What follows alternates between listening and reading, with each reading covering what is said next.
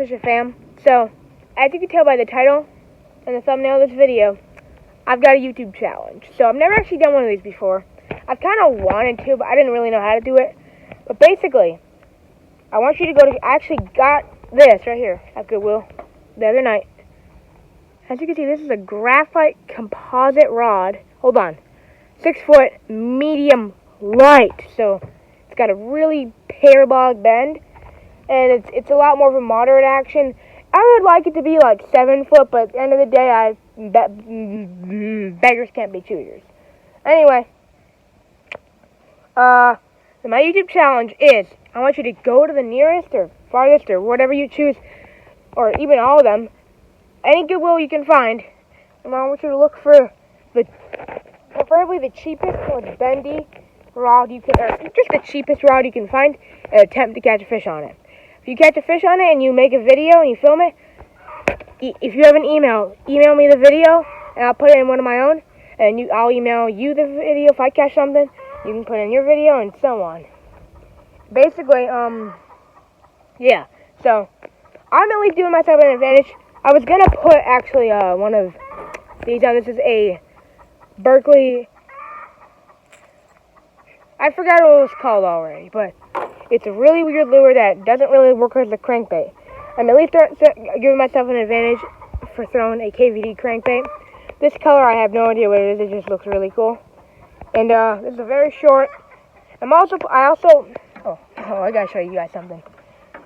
The reel that came on this rod is like easy, gotta be pre-1900s. Just kidding. It's like, look at that.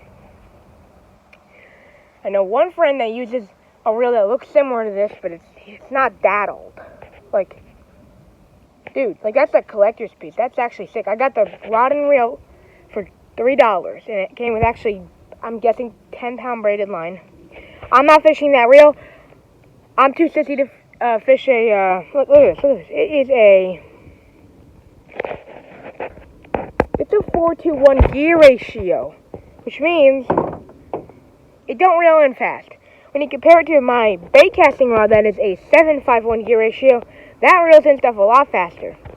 Meaning it's a good Texas rig rod, and imagine if you tried to go flip this into heavy cover, or flip a flipping bait or whatever, and then you are like trying to reel in your slack and set the hook. That would be an absolute disaster. What's your question, CZA? I'm not going to show him. If I can your next few videos, be your cameraman, will you walk the dog today? You mean even at the pond? What? You mean even at the pond? Sure. Whatever videos you're making in the next few days. What you got? Comment down below. You guys think I should do it? I think I'm going to do it. No, I mean like a deal so you can walk the dog now. I know. After your video. I know. Don't make your... I'm just kidding. Don't make him do it. We're going to cut this part out. Yeah, I'll do that. saying. Yeah, I'll do that. I want a cameraman. Okay. Alright, so I actually just made a deal with my brother, and I'm going to do something for him, and he's going to be my cameraman for when we go to the pond, because, well, I don't know. I mean, I might try to get some chestnut footage in, but it's going to be easier when I have a cameraman, because then you can actually tell I'm not lying about the rod I'm using. Anyway, not that I would or anything, but anyway, if you catch fish on it, email, whether you catch fish on it or not, any lure of your choice, I want you to email me the video, and I'll make a video out of that, or you make a video out of me, I'll email yours, and so on, you know, vice versa, you know, you email me your video of me catching a fish, or you catching a fish, or vice versa, me email you. But, long story short, that's my setup. I'm going to try to catch fish on it. I'm going to be super excited if I do. Sorry. I'm going to be super excited if I do. This is actually my typical spinning rod. This is a medium action. It's got a little bit less of that super bendiness, but it's a pretty good rod. I mean, it holds up really well on fish. It's got a hook temper and everything. Really nice rod. I actually really like it for $20. But that's pretty much going to end the videos for today. I did want to show you one more thing you may have noticed. We got a stinking boat. So yes, this is actually the bass tender, as you can see right there. My uncle, so this a family friend. I'm not gonna give his name out. He basically he left us in the pond for a while. Just long story short, he left it in the pond, and it never sank. And he just kind of said, me and my uncle and my brother and my cousin, we went in, we got it out, put it up on the bank. Took a while to get it out, but we got it out. And then we asked our family friend, and he said, you can have it for $50. And then my other uncle, I think he's on the same, whatever. Then another family, my other relative, not giving any names or anything, he said, can I buy it for $50? And he said, since you did what and whatever, oh snap, since you did what, this and that, you get it for free. So basically, got an oar, we got a bass tender, and I think I might just make that challenge video on this boat. Now this is a heavy, heavy boat. It is really nice. You could just kind of, oh, there's water in here, but that's expected. You can just kind of sit in this sucker, just like this. You just kind of pretend you're fishing. These wheels right here, actually for chairs. My other uncle is gonna try to,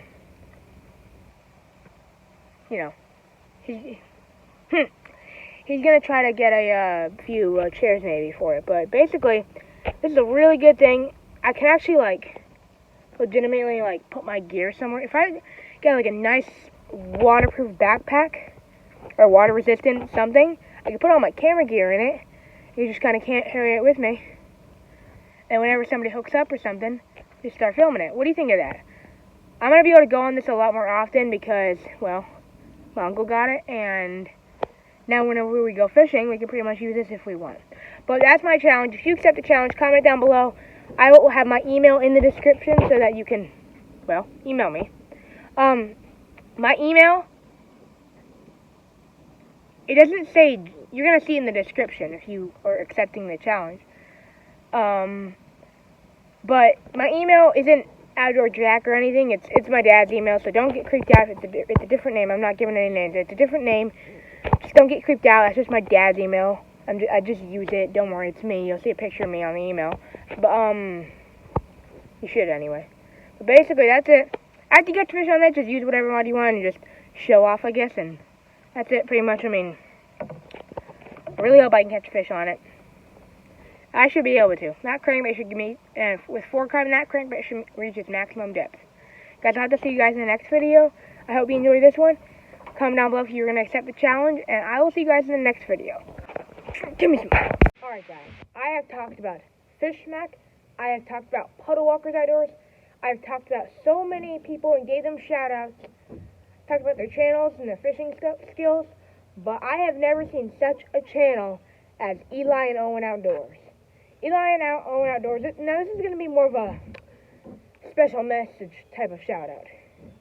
This is a shout out that I should have done a couple weeks ago, because I didn't realize how good these kids actually were. I just, when I saw them, I just thought originally, just another kid that thinks they're a super amazing YouTuber, but these guys are legit. They're not just your typical kid fisherman who fishes with a little tiny push button and puts a little worm on a hook and calls a minnow a 5-pounder, or gets really excited over a minnow. Now, I would get excited about a minnow too, so I'm guilty of that. But these guys, they use bait casting gear.